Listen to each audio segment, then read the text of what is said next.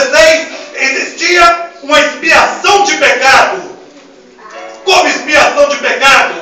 Todos os anos o pessoal se pecava, a multidão se pecava. Chegava uma vez por ano que eles eram obrigados a oferecer o teu sacrifício, eram obrigados a pedir perdão pelos seus pecados. Para pedir perdão pelos seus pecados, entre outubro ou setembro, eles tinham que fazer uma coisa: eles tinham que pegar uma ovelha, tinham que escolher um cordeiro de aproximadamente entre 1 ano a 2 anos, levar aquele cordeiro até o sumo sacerdote. Quando ele chegava ao sumo sacerdote, os seus pecados eram passados para a cabeça daquele cordeiro, e naquele exato momento era cortado o pescoço daquele cordeiro, o teu sangue era tirado e o teu sangue era levado até o incensário, e ali era queimado, era espargido para ser perdoado os teus pecados. Um dia o Senhor, olhando lá do céu, ele falou: opa, tem coisa que eu vou mudar aí.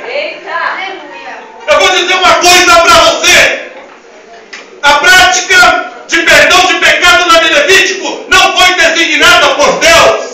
Sabe por quê? Porque o Senhor sabia que um dia ele ia enviar o teu filho, que ele fala no Velho Testamento todinho sobre o nascimento do teu filho, sobre o nascimento de um rei, sobre o nascimento do Messias. Portanto, o que ele fez? Ele deixou o pessoal ir se acostumando para um dia, hoje, para um dia, nascer o teu filho, e na cruz do Calvário ele derramar o teu sangue para perdoar os nossos pecados. Sabe o que aconteceu? O diabo se encucou com aquilo ali, mas o meu Deus trabalha milhares e milhares de quilômetros na frente de Satanás. Quando Satanás está achando que ele venceu, o meu Deus já está antecipado na frente dele. Se você catar no livro de 1 Reis, no capítulo 19, no versículo 18, alguma coisa ele diz: quando o diabo tenta exterminar toda a descendência de Deus, quando ele tenta acabar com todos os descendentes de Deus, porque era nesse descendente que nascia Jesus, era dos descendentes de Davi que nascia o Filho, que nascia o Messias.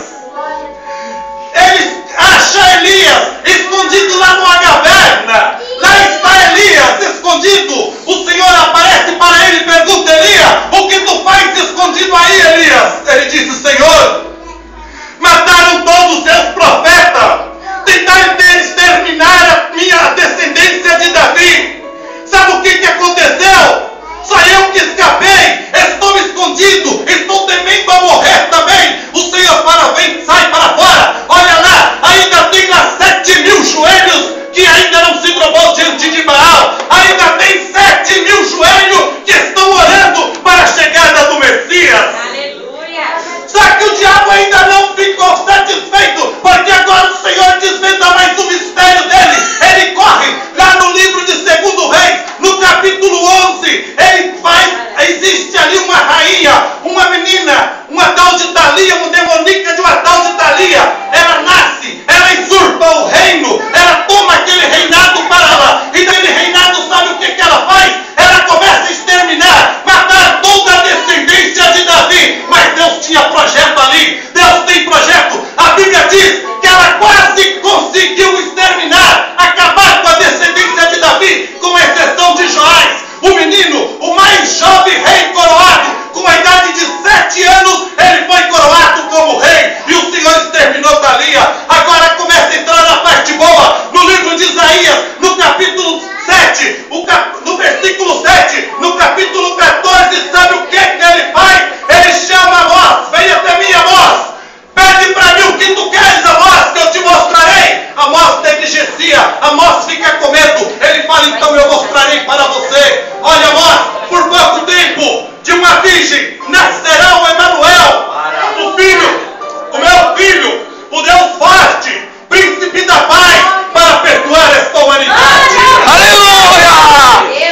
Mas para ti, Jesus, alguma coisa tinha que ter acontecido. Se você catar o último livro da Bíblia, Malaquias, o capítulo 4, o versículo 5 e 6, tinha que acontecer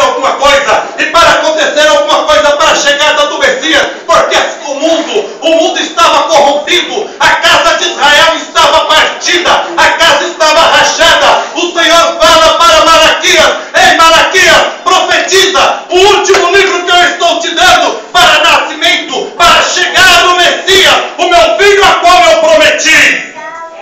A Bíblia diz que nasce João Batista, lá no capítulo 1 de Lucas, nasce o menino, João Batista. João Batista faz a ponte para a chegada de Jesus. João Batista nasce de uma mulher estéril de Isabel, e com Zacarias, o Senhor dá para elas este filho, João Batista, um nazireu. Portanto, esse nazireu começa a fazer a paz entre Israel, começa a juntar a casa que estava partida, que estava rachada. Sabe o que me traz a pensar com esta mensagem? A fé nesta mensagem: Deus não opera em lugar rachado. Deus não opera em lar rachado. Portanto, se você está com o teu lar rachado, se você está triste com alguém, começa a pedir perdão, porque Deus vai operar aqui hoje na tua vida.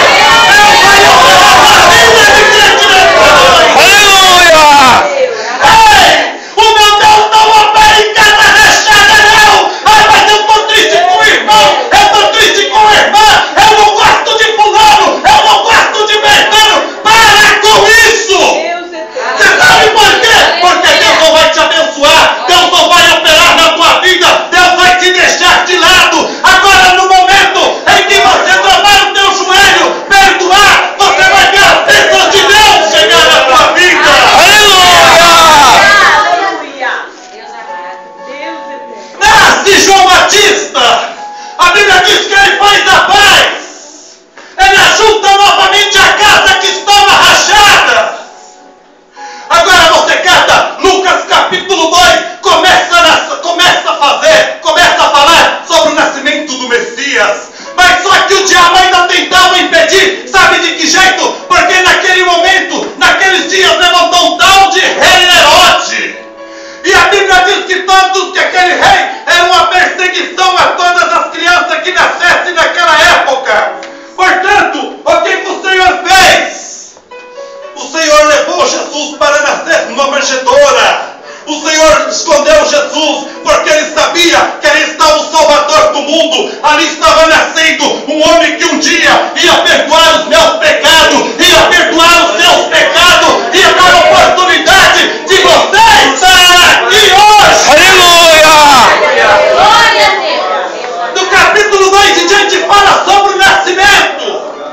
Lá está Jesus, nasceu o menino saudável. A Bíblia fala no mesmo capítulo 2, no verso 40, e crescia o menino com grande sabedoria. Sabe por quê? Porque meu Deus estava instruindo ele. Olha meu filho, é deste jeito. Olha meu filho, essa humanidade vai precisar de você um dia. Começa a se preparar, mas eu tenho projeto na tua vida, meu filho. Ei, Deus tem projeto para você. Você entrou aqui arrebentado. Fique despreocupado, porque Deus tem projeto para você.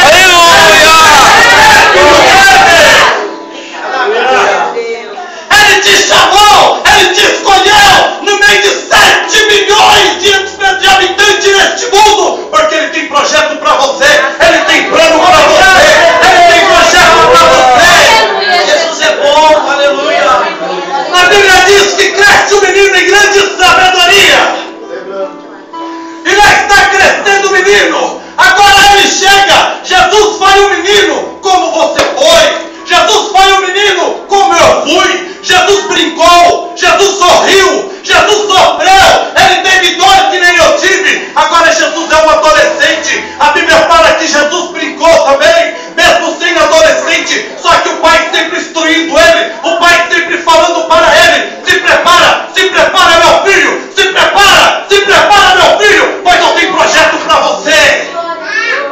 Você não veio aqui à toa nessa terra não, meu filho. Eu te mandei você aí porque eu tenho projeto para você. Você não veio à toa nessa igreja não.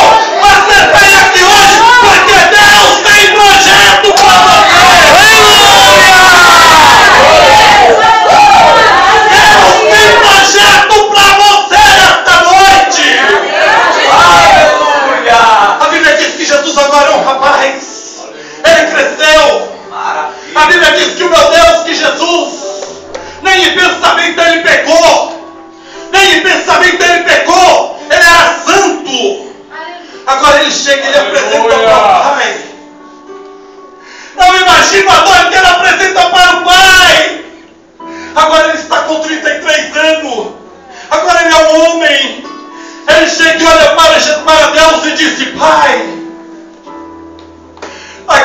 veio, ó Deus,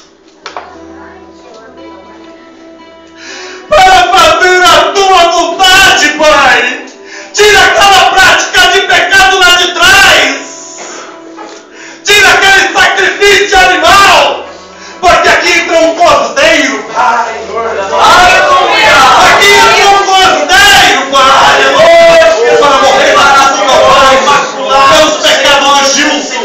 Para morrer na cruz do Calvário pelos pecados da igreja. Pelo pecado da humanidade. A Bíblia diz que ele chega. No momento em que ele se apresenta, ele se retira para o Getsemane, juntamente com os seus discípulos. Quando ele chega no Getsemane, ele fala para os seus discípulos: ficai aqui, orai. Ele se retira aproximadamente 30 metros dos seus discípulos, e ali ele começa a falar com o Pai de joelho: Pai, passe de mim este cálice, Pai. A Bíblia diz que Jesus estava em agonia. O meu Deus estava sofrendo, pois ele sabia que ele ia morrer por mim. Ele sabia que ia morrer por você. E no momento em que ele desce, ele junta os seus discípulos. No momento em que ele ora, começa a suar gota de sangue do seu rosto, começa a pingar no chão. Ali eu estou vendo as gotas de sangue sendo pingadas. Cada gota era o pecado de uma multidão que era perdoado. Cada gota que descia no seu rosto era o seu pecado que estava sendo perdoado. Glória a Deus, aleluia! Maravilhoso e tremendo! Derrama, Jesus! Glória, glória, glória, glória! Lá do Getsemane, começa a ser perdoado os seus pecados. Lá do Getsemane, começa a ser perdoado os seus pecados. Lá do Getsemane, ele começa a sofrer por mim, a sofrer por você. A Bíblia diz que ele desce do Getsemane. O meu Deus é traído. Jesus é traído por um beijo para um dos seus próprios discípulos, por Judas. No momento Jesus é levado ao sinédrio, Jesus é julgado, Jesus é condenado pelos seus pecados, porque o meu Deus nunca pecou. No momento em que ele é julgado, no momento em que ele é condenado, ele é levado perante a multidão. E lá está Barrabás, o homem que não foi homicida, havia matado um homem, está preso.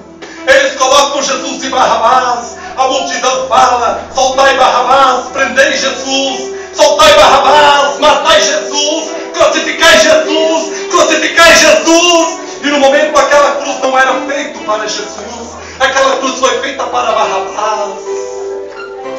Aquela cruz não era feita, não foi feita para meu Deus.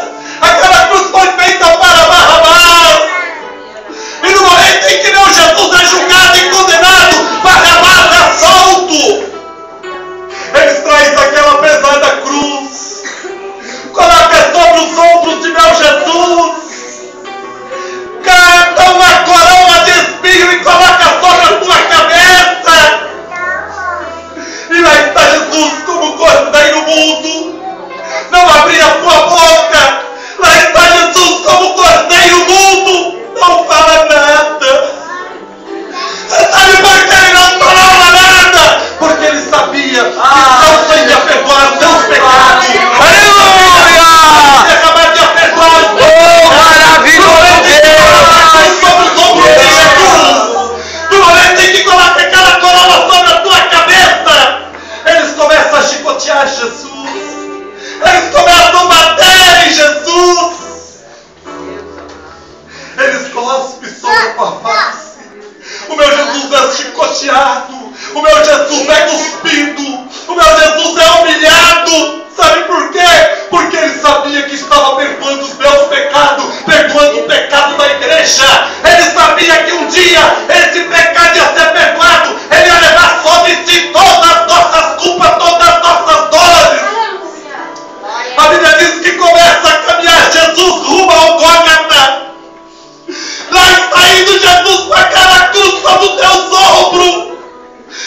saindo, Jesus, com aquela coroa sobre a tua testa.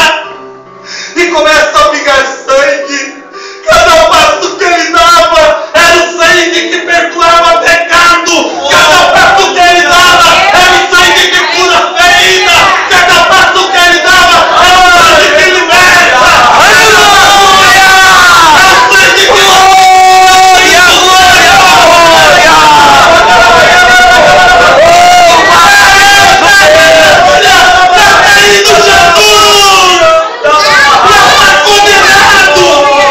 o rei dos judeus já está sendo morto para Jesus. Leva ele de cabeça baixa. Maravilhoso. Vai saindo ele de cabeça baixa rumo ao Gólgota. Alguém cuspindo, alguém chicoteando, alguém xingando. Mas vai meu Jesus de cabeça baixa, com sangue escorrendo sobre o teu rosto, com aquela cruz pesada sobre o teu ombro. Ele sobe passo a passo rumo à morte, passo a passo rumo ao Gólgota, porque ele sabia que lá, um dia, ele ia dar a oportunidade de eu estar aqui falando sobre ele. Ele sabia que lá, um dia, ele ia dar a oportunidade de um dia ver este grande evento que vai acontecer, não vai demorar. Jesus está voltando, portanto ele perdoou os meus pecados, ele perdoou os seus pecados, ele nos deu uma total liberdade de um dia ir morar com ele lá no céu, ver as tuas mãos furadas, ver os teus pés furados. Sabe por quê? Ele vai falar, tá vendo isso aqui, Gilson? Oh, Senhor, foi o seu pecado que eu perdoei, foi o seu pecado que eu levei sobre o meu ombro até o Gólgota. Sabe para quê? Para te dar esse privilégio de um dia estar aqui falando comigo. Obrigado, Jesus. Aleluia. A Bíblia diz que está subindo Jesus rumo ao Gólgota. No momento em que ele chega lá no Gólgota, é colocada aquela cruz lá no chão. Eles falam para ele, deita o meu Jesus sobre aquela cruz. Lá está Jesus com os braços abertos sobre aquela cruz.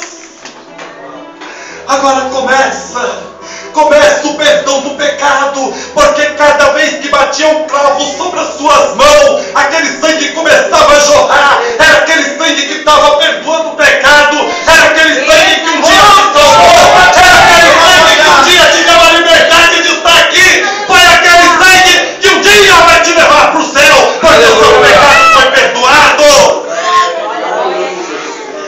Começaram a pregar o meu Jesus. No momento em que levanta aquela cruz, que coloca o meu Jesus naquela cruz, aquele momento a Bíblia diz que o céu rasga de alto a baixo. Foi perdoado os meus pecados, foi perdoado os seus pecados, foi perdoado os nossos pecados. Eu acredito que Jesus de cabeça baixa olha para Satanás e diga para ele: ei, acabou! Não tem mais jeito como você fazer nada! Agora, Satanás, você é o perdedor. Você sabe por quê? Porque agora eu vou perdoar o pecado de todo mundo. Acabou a prática de sacrifício, acabou a prática de matar animal inocente. Morreu somente um cordeiro, e este cordeiro derramou sangue. Sabe para quê? Para perdoar todos os pecados. Este sangue está aqui, ó. Este sangue está aqui, ó. Este sangue está aqui, ó. Para curar ferida, para levantar o que se encontra caído, para batizar com o Espírito Santo. Aleluia. A igreja, por gentileza, se coloque de pé com permissão, pastor.